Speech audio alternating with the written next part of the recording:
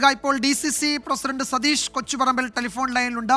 ശ്രീ സതീഷ് കൊച്ചുപറമ്പിൽ, ഇവിടെ SIയെ സ്ഥലം മാറ്റിയിരിക്കുന്നതേ ഉള്ളൂ, മറ്റൊരു നടപടിയുമില്ല. ജിനുവിനെ സ്ഥലം മാറ്റി. നിങ്ങൾ ഇന്ന് രാവിലെ പോലീസ് സ്റ്റേഷനിലേക്ക് വലിയ മാർച്ച് നടത്തുകയും ഒക്കെ ചെയ്തു. തന്നെയുമല്ല, ഇതിൽ ഗുരുതരമായൊരു കുറ്റകൃത്യം ആ പോലീസ് ഉദ്യോഗസ്ഥർ ചെയ്തു എന്നത് CCTV ദൃശ്യങ്ങളിൽ നിന്ന് വ്യക്തമാണ്. ഈ മർദ്ദനത്തിന് ഇരയായവരുടെ പ്രതികരണങ്ങളിൽ നിന്ന് വ്യക്തമാണ്. പക്ഷെ അപ്പോഴും ആ SIയെ സംരക്ഷിക്കുകയല്ല ഇപ്പോൾ ചെയ്തിരിക്കുന്നത്.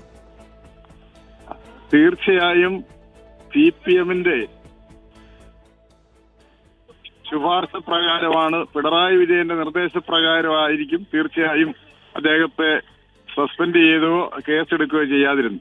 ഒരു അന്വേഷണ ഉദ്യോഗസ്ഥൻ ഗുണ്ടാരാജ് നടപ്പിലാക്കി യാതൊരു കുറ്റവും ചെയ്യാത്ത ഒരു കുടുംബത്തെ വളരെ മൃഗീയമായ രീതിയിൽ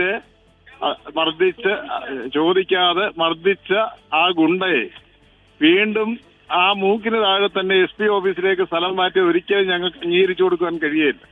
രാവിലെ ഞങ്ങള് പോലീസ് സ്റ്റേഷൻ ഉപരോധം നടത്തിയപ്പോൾ ഞങ്ങൾക്ക് ഉറപ്പ് തന്നതാണ് അദ്ദേഹത്തിനെതിരെ അറസ്റ്റ് ചെയ്ത് കേസെടുത്ത് അദ്ദേഹത്തെ സസ്പെൻഡ് ചെയ്യാമെന്ന് ഉറപ്പ് തന്നതിന്റെ അടിസ്ഥാനത്തിലാണ് ഞങ്ങൾ ആ സമരം പിൻവലിച്ചത്. പക്ഷേ ശക്തമായ സമര പരിപാടികൾക്ക് ഞങ്ങൾ നേതൃത്വം കൊടുക്കും.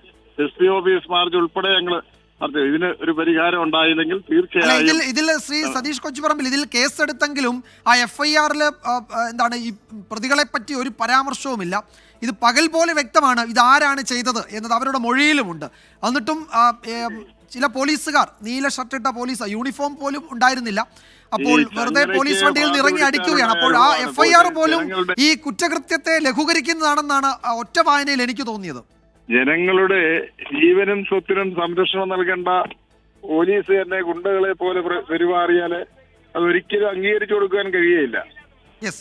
യാത്രാമധ്യേ അവിടെ ഇറങ്ങിയ ആ സ്ത്രീകളടക്കമുള്ള ആളുകളെയാണ് മർദ്ദിച്ചത്. തീർച്ചയായും ഞങ്ങൾക്ക് ഈ നടപടി അംഗീകരിച്ചു കൊടുക്കുവാൻ കഴിയില്ല. സ്ഥലം മാറ്റിയത് SP ഓഫീസിലോട്ട് തന്നെ സ്ഥലം മാറ്റിയത് ഒട്ടും അംഗീകരിച്ചു കൊടുക്കുവാൻ കഴിയില്ല.